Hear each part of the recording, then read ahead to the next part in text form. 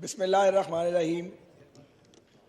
जनाब स्पीकर, आज इस वक्त ईवान में मुझसे पहले जनाब लॉ मिनिस्टर ने और असाद महमूद साहब ने बड़ी मुदल्लिल गुफ्तगू की है आज के फैसले के हवाले से। बदकिस्मती से पाकिस्तान की अदालती तारीख हादसात, नाइंसाफ़ियों और नाहमवारियों से भरी पड़ी है। इस मुल्क में भुट्टो मरहूम का अदालती कत्ल किया गया। यहीं अदालत के बैक डोर से यूसुफ रज़ा गिलानी साहब को गैर कानूनी और गैर आइनी तौर पर डिस्क्वालीफाई किया गया। और यहीं चंद बरस पहले हमने पानामा बेंच के नाम पर एक तमाशा और एक ड्रामा देखा और एक ब्लैक लॉ डिक्शनरी का हवाला लेकर मियां नवाज शरीफ साहब को डिस्क्वालीफाई किया गया, क्योंकि इस मुल्क में मकबूल सियासी क़यादत को या मार्शल लॉ के ज़रिए टारगेट किया जाता है या अदालती जबर और नज़रिया ज़रूरत के तहत टारगेट किया जाता है। मुझे बहुत अच्छी तरह याद है जब हम गिलानी साहब की कैबिनेट से उससे पहले की बात है, उन्हीं दिनों की बात है जब ये जजिस बाली तहरीक चली। आप पीपल्स पार्टी के दोस्त हमें कहते रह गए कि थोड़ा इंतज़ार करो, लेकिन हम अदलिया की गैर जानिबदारी और आज़ादी के रोमांस में या रुमान में बहुत आगे निकल गए। मुझे वो दिन भी याद है जब मियां नवाज शरीफ साहब मॉडल टाउन से लॉन्ग मार्च की क़यादत करने के लिए निकल रहे थे। हमारा कोई मामा चाचा, कोई भाई भतीजा जज नहीं था, तो हमारा कोई पर्सनल इंटरेस्ट नहीं था। आप हमारे इत्तेहादी थे और हमने वो कैबिनेट छोड़ी। आप हमें समझाते रह गए और हम अदलिया की आज़ादी के परचम को और बहाली के परचम को लेकर निकल आए। जब नवाज शरीफ साहब निकल रहे थे तो उनको 2 कॉल्स आई पाकिस्तान के बाहर से और उन्हें कहा गया कि आपकी जान खतरे में है, आप बाहर ना निकलें। उन्होंने अपनी जान को भी खतरे में डाला। हम भी जो उनके हम रकाब थे सारे अपनी जानों को, उन दिनों में धमाके बहुत होते थे, खतरे में डाला। कि मकसद क्या था? एक आज़ाद और गैर जानिबदार अदलिया का क़याम। हम इफ्तिखार चौधरी साहब को नहीं जानते थे, ना कोई वास्ता था, ना बाकियों को जानते थे, लेकिन हम समझते थे कि जनरल मुशर्रफ ने ज़्यादती की है, जुल्म किया है, और हम बाहर निकल आए। लेकिन आज कई साल गुजरने के बाद जब नज़रिया ज़रूरत के तहत अदालत से फैसला आता है या जब हम देखते हैं कि किसी फैसले में नज़रिया ज़रूरत की बदरू भटक रही है, तो यकीन कीजिए कभी कभी शर्मसारी होने लगती है कि ये तहरीक चलाने की क्या ज़रूरत थी। अदलिया बहाल तो हुई, अदलिया को हम आज़ाद और गैर जानिबदार नहीं करवा सके, इसको हम एडमिट करते हैं। मैं खुद जेल में गया हूँ 2 बार, बहावलपुर जेल और मियाँ वाली जेल, इसी चक्कर में। मेरे रुफ़का भी गए। उसका नतीजा क्या निकला? पानामा बेंच, पानामा का केस कि इमरान के सहूलतकारों के कहने पे ये खेल खेला गया। जावेद हाशमी ने तो ये बात बहुत पहले हमें बता दी थी कि जज और जर्नैल मिलेंगे और इस बात तुम्हें अदालत के जरिए निकाला जाएगा और उसके बाद फिर खूब ज़दोकोब किया जाएगा। और वो सारा कुछ हुआ जैसा कि हाशमी साहब ने बताया था। वो इमरान खान के साथ थे और इसीलिए उससे अलग हो गए थे। तो बात यह जनाब कि ये सिलसिला कहीं रुकना चाहिए, सिलसिला नहीं रुक रहा। मैं ये सवाल पूछना चाहता हूं और पूरी कौम सुन रही है इस बात को, मुअज़्ज़िज़ जज साहिबान भी सुन रहे हैं कि अगर इमरान खान के ऊपर नो कॉन्फिडेंस हुआ है तो ये कौन सा गैर कानूनी या गैर आईनी रास्ता इख्तियार किया गया? हमने धरना तो नहीं दिया, हमने इस्लामाबाद का घेराव तो नहीं किया, हम उस साइड पे बैठे थे, उधर से उठा के हमें जेलों में डाल दिया। हम में से किसने जेल नहीं काटी? हम रोए तो नहीं? हम जब जेलों से आते थे तो चीखे नहीं मारते थे? अदालतों में हमारे साथ नाइंसाफी हो रही थी, हम जेलों में बंद थे। चीफ जस्टिस साहिबान जो थे उस दौर के, उन्हें हमारी शक्लें पसंद नहीं थी, उस दौर की एजेंसियों को हम ठीक नहीं लगते थे, उस वक्त की एस्टेब्लिशमेंट ने हमें जेल में डाला हुआ था। और ये एक शैतानी इत्तेहाद था, इससे कम मैं इसे कुछ नहीं कह सकता। एक शैतानी इत्तेहाद था, एक मुसल्लस कायम थी, हमने उसको भुगता। और जब हमें मौका मिला तो जो पाकिस्तान के आइन में लिखा हुआ है उसके मुताबिक हमने नो कॉन्फिडेंस मोशन डाली और वो कोई जुर्म नहीं किया। और जब यहाँ इस्लामाबाद में इमरान खान आ रहा था तो याद कीजिए वो दिन जब ऑनरेबल सुप्रीम कोर्ट से ये फैसला दिया गया कि इसको आने दो और सारी इस्लामाबाद पुलिस को एक तरफ कर दिया गया, सिक्योरिटी सारी लेयर्स तोड़ दी गई, खत्म कर दी गई। फिर क्या हुआ, उन्होंने यहां आग लगाई, हंगामा किया, यहां पे इमलाक को नुकसान पहुंचाया। इमरान खान को तो किसी ने नहीं बुलाया, उस बेंच ने इमरान खान को क्यों नहीं बुलाकर पूछा कि तुमने ये क्या किया, तुमने यहां पे ये खिलवाड़ कैपिटल के साथ क्यों किया, एक न्यूक्लियर स्टेट का कैपिटल है, तुमने इसे तमाशा क्यों बनाया? कोई एक वाकया जनाब। और आज जो फैसला आया है, इस खराबी की बुनियाद मैं बिला खौफे तरदीद ये कहना चाहता हूं, इसकी बुनियाद वो गैर मुनसिफाना, गैर कानूनी और गैर आईनी फैसला है जो पंजाब असेंबली के 25 अरकान को डिस्क्वालीफाई किया गया। वो इस खराबी की बुनियाद है कि तुम्हारे वोट भी नहीं गिने जाएंगे और तुम्हें डिस्क्वालीफाई भी किया जाएगा। गोया जुर्म नहीं किया मगर तुम्हें डिस्क्वालीफाई कर दिया गया।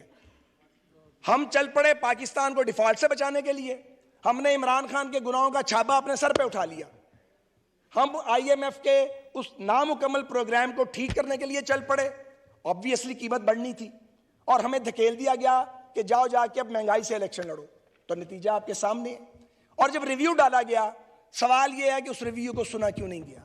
आपने रिव्यू को बैक बर्नर में क्यों डाला? यह किस तरह का इंसाफ है?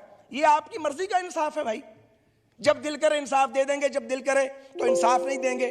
पाकिस्तान 22 करोड़ गूंगों, बहरों और अंधों का मुल्क तो नहीं है ना जी। और यहां जो लोग बैठे हुए हैं वो तो सारे 13-14 बार जेल काट आए हैं। डिस्क्वालिफिकेशन का भी कोई खौफ नहीं है किसी को। तो क्या इस मुल्क को इस तरह लेके चलना है? लोग भूख से मर रहे हैं, यहां नए नए खेल खेले जा रहे हैं। यहां एक आदमी को फिर वापस लाने के लिए फैसिलिटेशन की जा रही है। पहले नैब के जरिए पॉलिटिकल इंजीनियरिंग की गई, अदालतों के जरिए की गई, एजेंसियों के जरिए की गई। अब भी वो रास्ता नहीं रुक रहा, वो सिलसिला बंद नहीं हो रहा। तो ये सिलसिला हमें कबूल नहीं है और हम इसमें खामोश नहीं रहेंगे। मैं बड़े एहतराम से कहना चाहता हूं कि यह गलतफहमी दूर कर दी जाए कि कोई सियासी कारकुन, कोई सियासी जमात इस नाइंसाफी पर चुप रहेगी। हम चुप नहीं रहेंगे, हम बात करेंगे, हम सवाल पूछेंगे।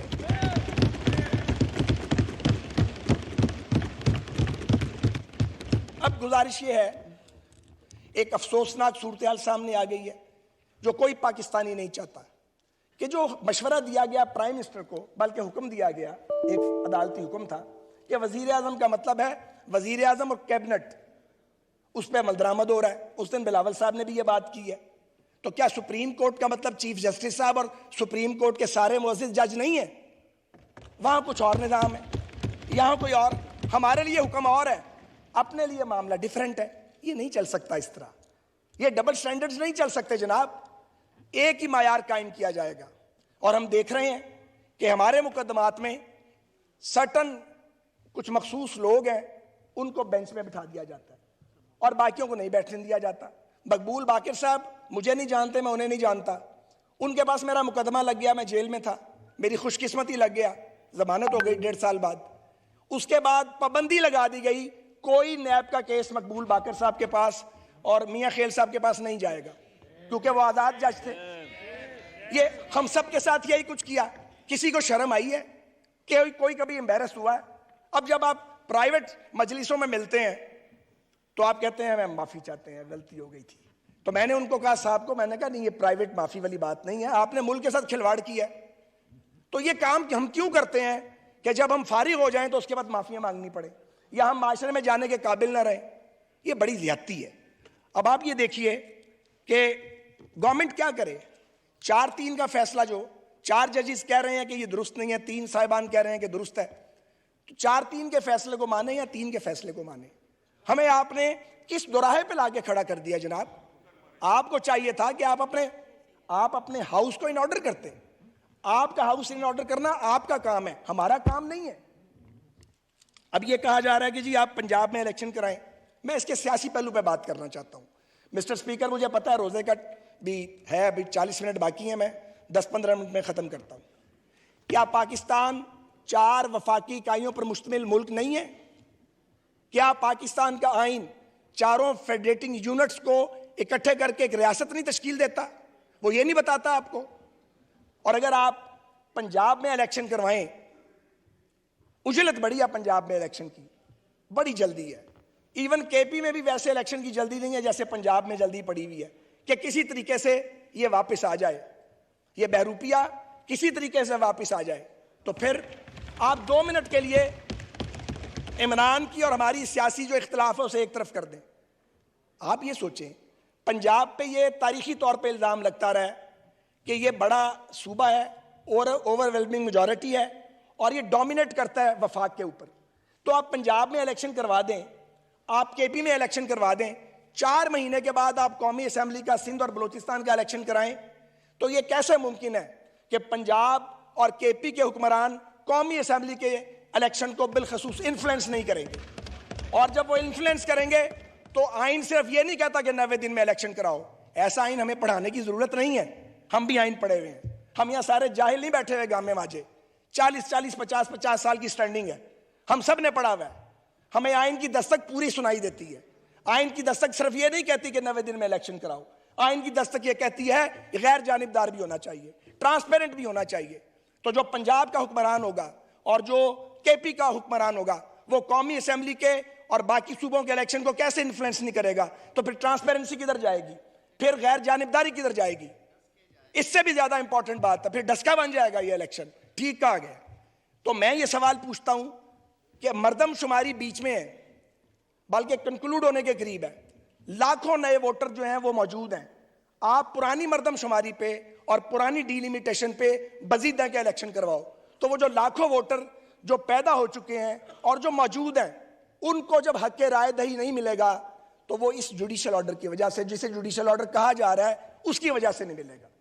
तो उनको आप कैसे किसी वोटर के हक को डिनाई कर सकते हैं कि तुम वोट ना डालो? तो सवाल ये है, वसाइल की तकसीम का मामला, डिलिमिटेशन का मामला, इलेक्शन को इन्फ्लुएंस करने का मामला, और जनाब स्पीकर टॉप ऑफ इट, क्या गारंटी है कि अगर ये इलेक्शन हो जाए तो इसके नताइज को सब मानेंगे? हमने 71 के सानहे से सबक क्यों नहीं सीखा? हम सबक क्यों नहीं सीखते? हम जाती ख्वाहिशात को हम क्यों गालिब आने देते हैं कौमी मुफादात के ऊपर? और उस दिन मरियम नवाज साहबा ने जो बात की थी उसका एक गवाह मैं भी हूं। हमें कहा गया था, हमें इन्फ्लुएंस किया जा रहा था कि आप जो सुप्रीम कोर्ट के जज साहिबान हैं उनकी रिटायरमेंट की उम्र जो है वो अब 68 पे लेके जाएं। मुझे भी राब्ता किया गया था। तो मरियम नवाज साहबा ठीक कह रही थी। मैं इससे आगे नहीं जाऊंगा बात, लेकिन ना सहूलतकारी खत्म होने में आ रही है, ना ख्वाहिशात खत्म होने में आ रही हैं। तो ये जो एक्सटेंशन का अजाब है, ये लगता है कि अब कहीं और भी जा रहा है। ये नहीं जाना चाहिए। हम अब भी ना फसाद चाहते हैं, ना खुल्फशार चाहते हैं, ना इंतशार चाहते हैं। लेकिन हमारी डिमांड क्या है? और बड़ी जायज डिमांड है। हम किसी एक की बात नहीं करते। हम कहते हैं आप फुल कोर्ट को बिठाइए, उन 2 मुअज़्ज़िज़ जज साहिबान को जिन्होंने रिक्यूज किया खुद, उनके अलावा, और ये सारी चीजें उनके आगे रख दें। बशुमाल 25 अराकीन सूबाई असेंबली की डिस्क्वालिफिकेशन का फैसला, गिनती वहां से शुरू होनी चाहिए जहां बिगाड़ पैदा किया गया है। ये आप बीच में से नहीं उठा सकते इसको। और एक और बात है कि किनको पॉलिटिकली फारिग करने की कोशिश की जा रही है, या कोई ऐसी पार्टी है जो फारिग होगी इस तरीके से? ये कई बार गिरे हैं, कई बार कपड़े झाड़ के उठ जाते हैं, जख्मी होते हैं, फिर खड़े हो जाते हैं। ये ना करें। तो मैंने बहुत टाइम लिया है। मैं सिर्फ ये कहना चाहूंगा जनाब स्पीकर कि अदालत उज़्मा का वक़ार हर कीमत पे और उसकी अथॉरिटी वो बरकरार और बहाल रहनी चाहिए। हम सब ये चाहते हैं कि अदालतों का एहतराम बरकरार रहे, बहाल रहे, मगर हम ये भी चाहते हैं कि बड़ी अदालत छोटी अदालत के जो डोमेन है उसमें मदाखलत ना करे। जो फैसला सेशन कोर्ट या हाई कोर्ट ने करना है वो डायरेक्ट सुप्रीम कोर्ट में नहीं जाना चाहिए, ताकि आदमी के पास अपील का हक ही ना हो। हमारे साथ तो यही हुआ है और ये बार बार हो रहा है हमारे साथ। जब सीनियर तरीन जजेस कह रहे हैं सुप्रीम कोर्ट के कि ये डोमेन हाई कोर्ट्स की है, लेट देम डिसाइड, तो ये होना चाहिए था। तो इस सारी बात को समेटते हुए जनाब स्पीकर, आज इस मुंतखब ईवान के प्लेटफॉर्म से मैं अपनी जमात की नुमाइंदगी करते हुए ये कहना चाह रहा हूँ, और पीडीएम की नुमाइंदगी करते हुए और अपने इत्तेहादियों की, कि जनाब अब भी वक्त है इस मामले को बचाया जाए। और हम बच सकते हैं इंतशार से, खुल्फशार से, तसादुम से। हम में से कोई तसादुम नहीं चाहता, हम आगे बढ़ना चाहते हैं, हम इंतखाबात चाहते हैं, लेकिन आज़ादाना, गैर जानिबदाराना। 18 वाला इलेक्शन का रिप्ले नहीं चाहते। हम नहीं चाहते कि हुकूमत के अगर हम ये नहीं चाहते कि अगर हम वफाकी हुकूमत में मौजूद हैं तो हम इलेक्शन को इन्फ्लुएंस करें। जब इलेक्शन इन्फ्लुएंस किए जाते हैं, जब इलेक्शन रिग किए जाते हैं, तो फिर रियासतों के अंदर जो है वो टूट फूट का अमल शुरू हो जाता है। पाकिस्तान में टूट फूट का अमल बहुत हो चुका है। हमने अपने मुल्क को एक रखना है, मजबूत रखना है। हम नफरतों को ख़त्म करना चाहते हैं। इसलिए हम बड़े अदब से, बड़ी लिजाजत से हम ये गुजारिश कर रहे हैं इस हाउस से, ऑनरेबल सुप्रीम कोर्ट के उन मुअज़्ज़िज़ जज साहिबान को और ऑनरेबल चीफ जस्टिस साहब को कि वो इसका नोटिस लें हमारी इस्तदा का, और कोशिश करें कि फुल कोर्ट इन तमाम मसाइल को हल करें। बहुत शुक्रिया। मोहतरमा शहरी